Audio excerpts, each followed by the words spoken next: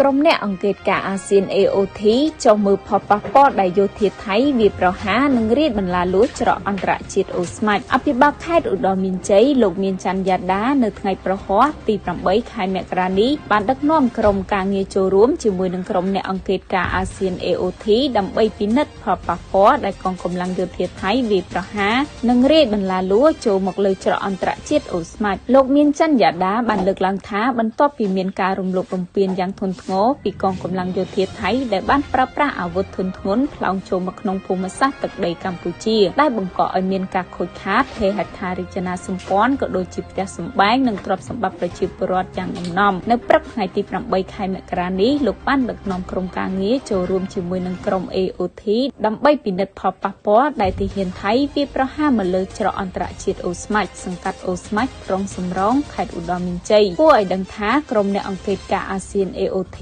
ថ្មីនេះក៏បានចុះពិនិត្យផលប៉ះពាល់ស្ពានអូជីកដែលរងការខូចខាតដោយសារយោធាថៃឈ្លានពានប្រើប្រាស់យន្តហោះ F16 ទម្លាក់គ្រាប់បែកនៅស្រុកចំការខេត្តឧត្តរមានជ័យព្រំប្រទល់ស្រុកស្រីស្នំខេត្តសៀមរាប